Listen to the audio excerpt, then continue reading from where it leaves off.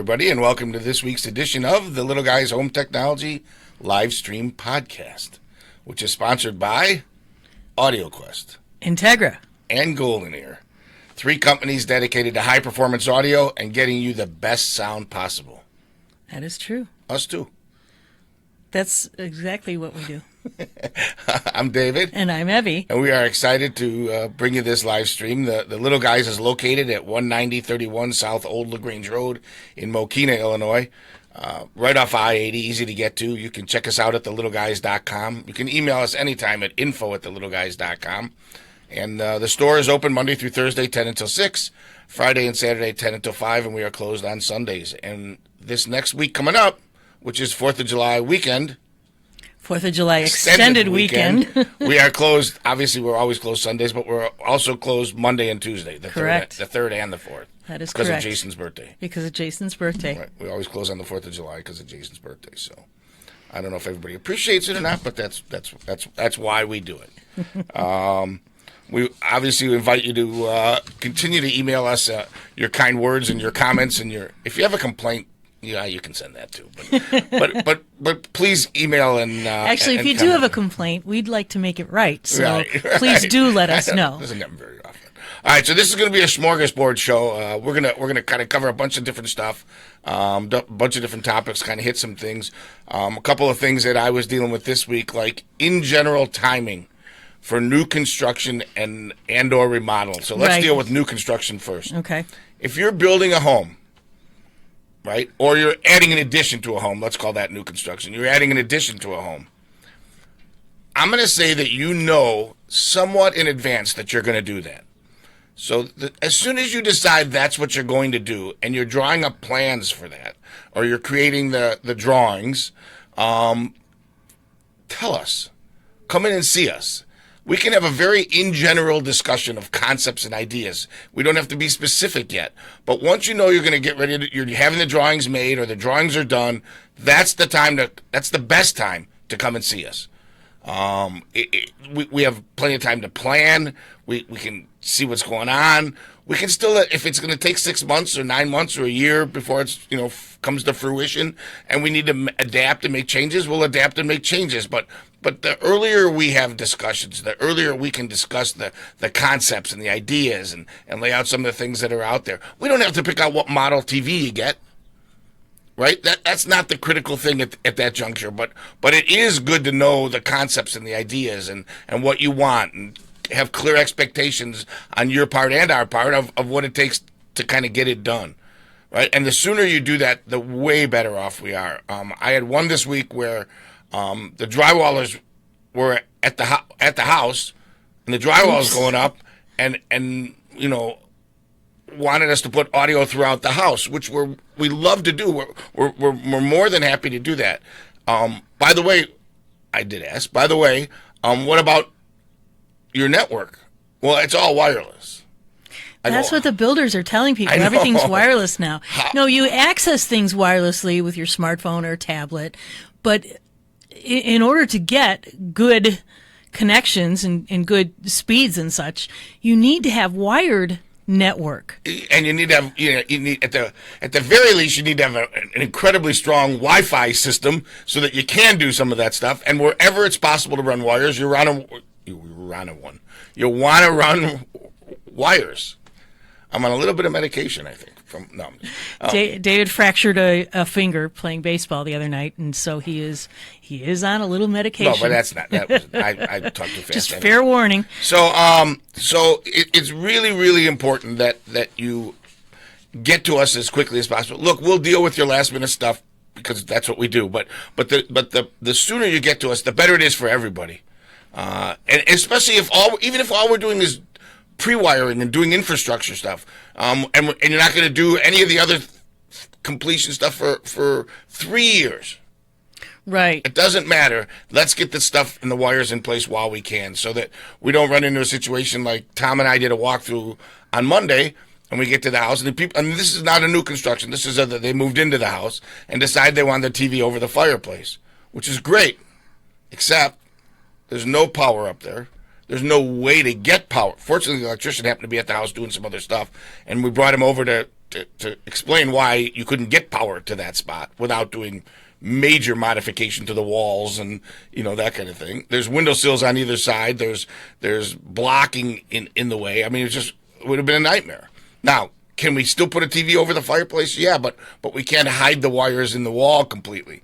So let's find some other alternatives and figure out what that is. But a lot of those things can be avoided if during the construction phase somebody comes to us and says, "What should we do?" Even if we just put in a channel so we can pull wires later. There's just things that you can do to avoid that heartache or whatever.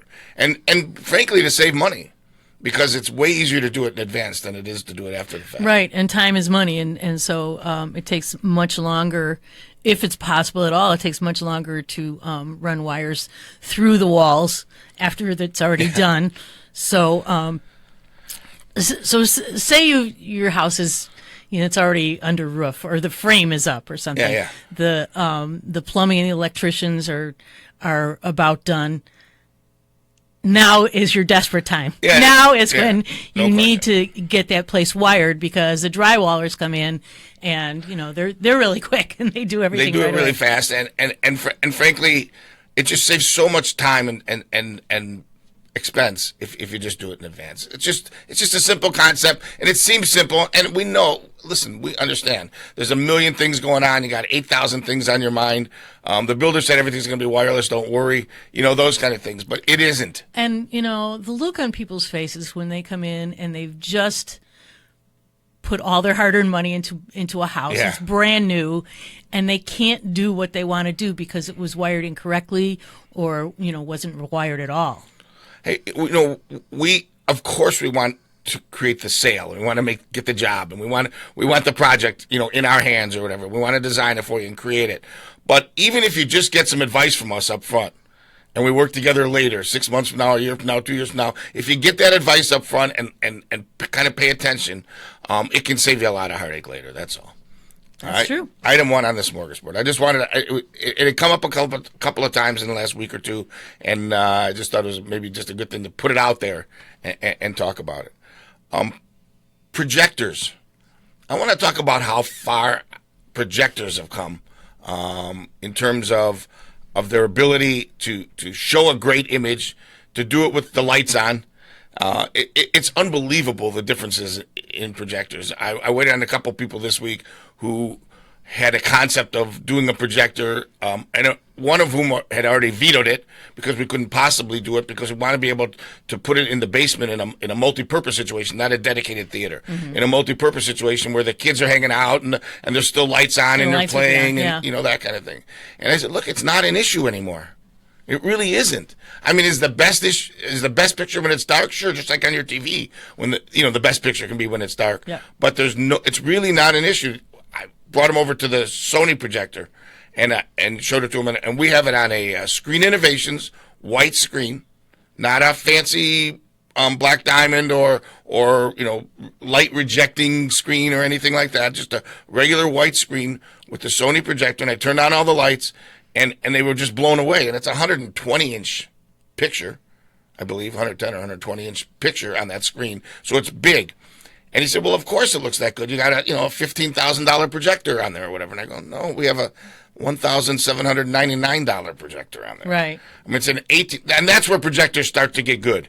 I mean, it's really a $2,500 projector that's on sale for $1,799. But that's where projectors start to have good video, good processing, and good home theater imaging. I'm not talking about doing a little presentation on a 60-inch screen, for a business meeting. I'm talking about having video and colors accurate and those kind of things. So projectors have come a long, long, long way. Right. Anyone who had one or knew someone who had one in the 90s, early 2000s, the room had to be completely dark. The picture was sort of crummy.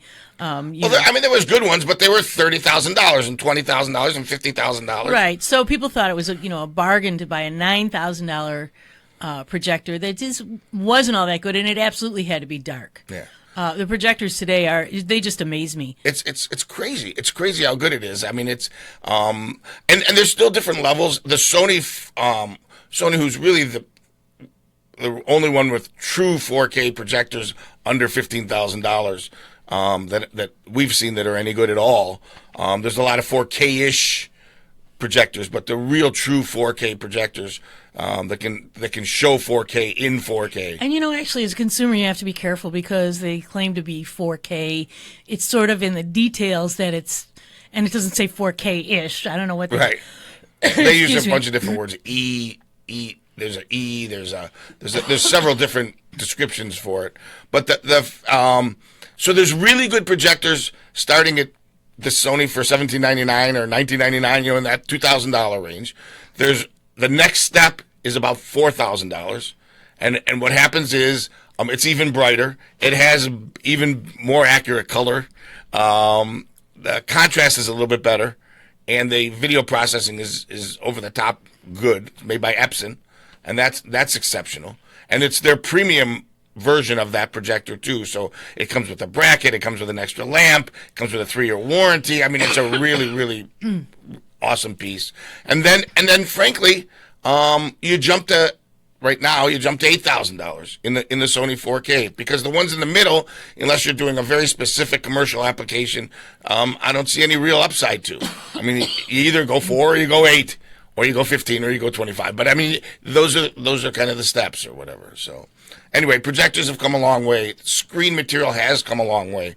There are less expensive machines that have true uniformity across the entire screen, as opposed to having hot spots or kind of dull spots and things that just didn't look as good on balance. There are screen materials that reject ambient light from the sides, from the bottom. There's lots of different screen materials, and they can fit very specific applications if you have them. And we can show you those. We have versions of those on display that you can experience and check out. And what do we always tell people? You're going to buy a new projector someday, but you're not going to buy a new screen. You rarely buy a new screen. So you should get a really good screen. Yeah, it's important. It really is important. It's the thing that people always want to kind of chintz on. And there's two ways to go. Either buy a cheap screen and know that you're going to replace it in a couple of years because you really want something better and it's not in the budget right now. Right. But you want to get the better projector, or just suck it up and buy the better screen. I mean, it's just a really good idea. All right. We're jumping all over the place.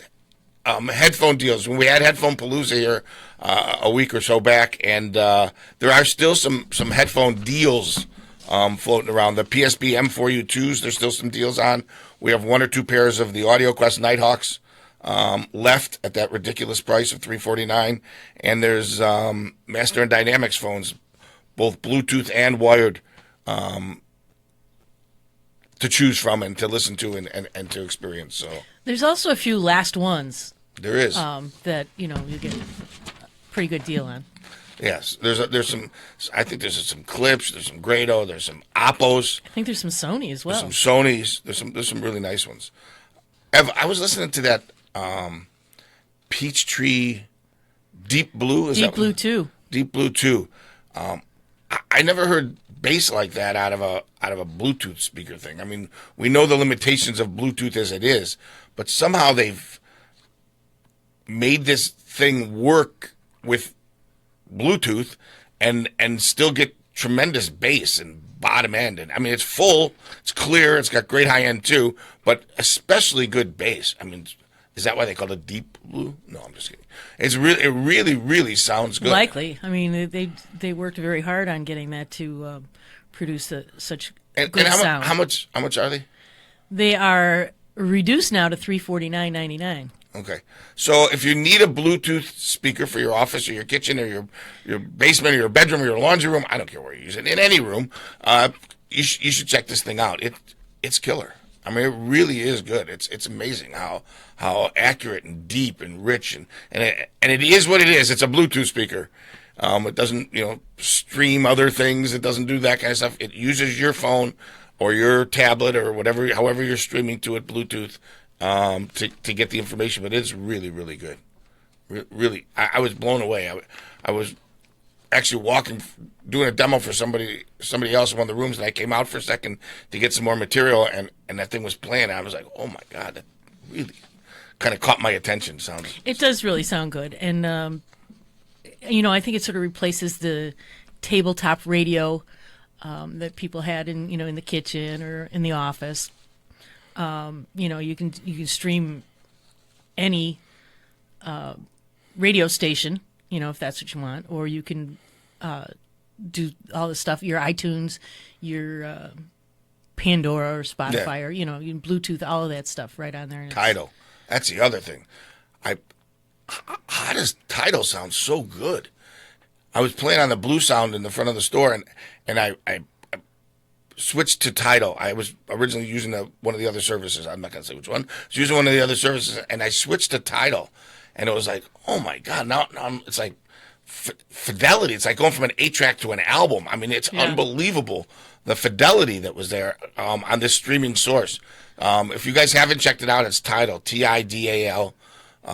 You should check out that streaming service. If you're still using Pandora because you've already built your stations and all the rest of it, it's not going to get any easier. At some point you just got to live with it and make the change. But check out Tidal.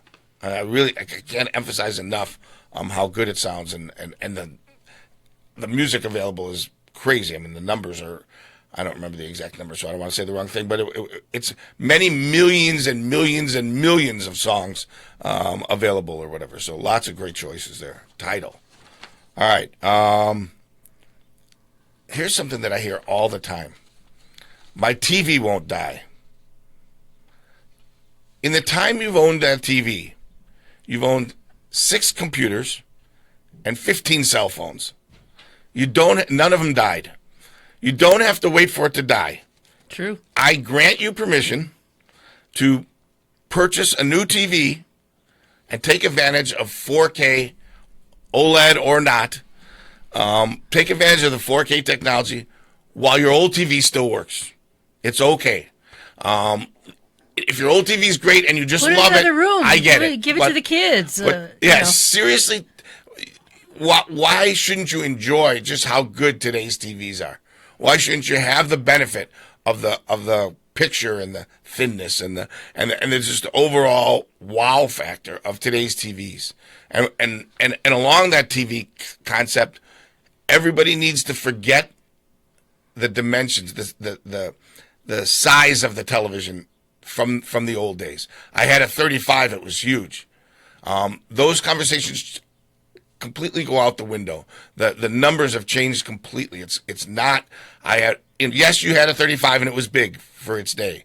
And the truth is, the smallest TVs that anybody's really buying in today's world are 43s. Right. And we're not selling that many of those other than as auxiliary televisions. It's really a 55, 65, 75, 85. It's the TVs have gotten so good that you can sit so close to a big TV. Don't come in overwhelmed by that. Oh my God, that's going to be so big. It isn't. It's okay. It's absolutely all right to jump up in size and don't be.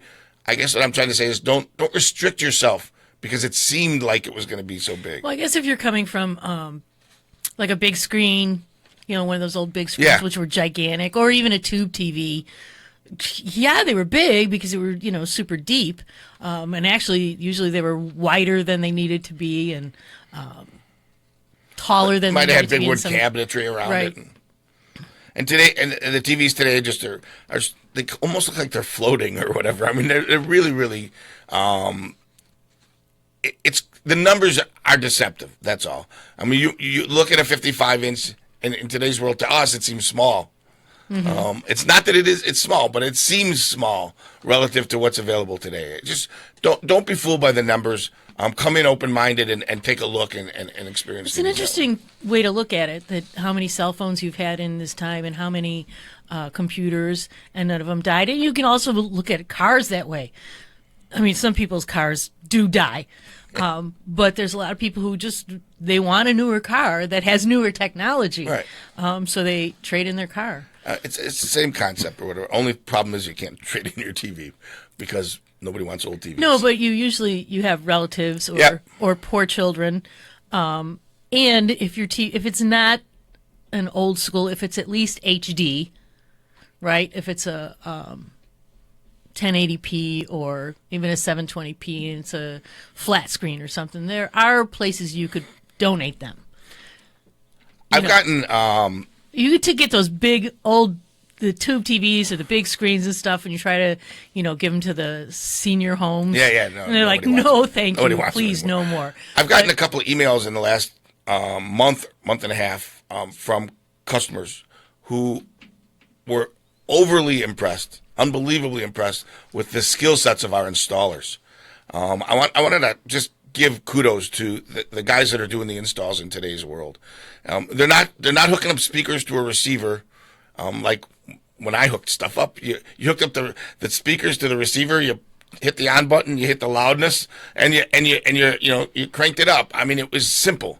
In today's world, what they have to understand, what they have to know, but beyond, even including the programming of remotes and how that works, and the discipline of construction and understanding the video part of it and the audio part of it and the automation part of it and the just on and on and on. There's so much that they have to understand and have to learn. Absolutely, and there are things that we don't sell. Yep. That they have to incorporate into their plan. So they need to know about them as well. They need to know how to program different things into.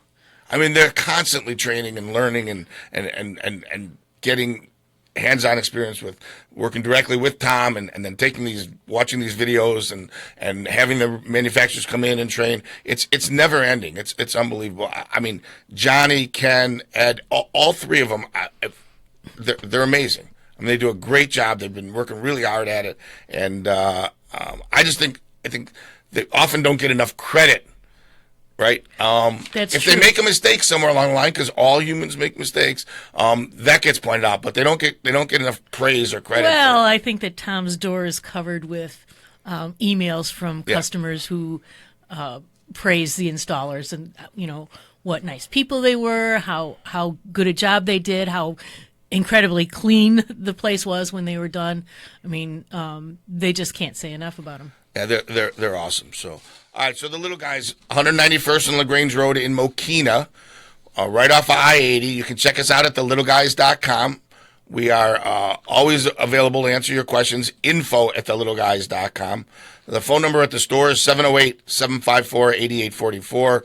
The store is open Monday through Thursday, 10 until 6, Friday and Saturday, 10 until 5, closed on Sundays, closed the 3rd of July and the 4th of July.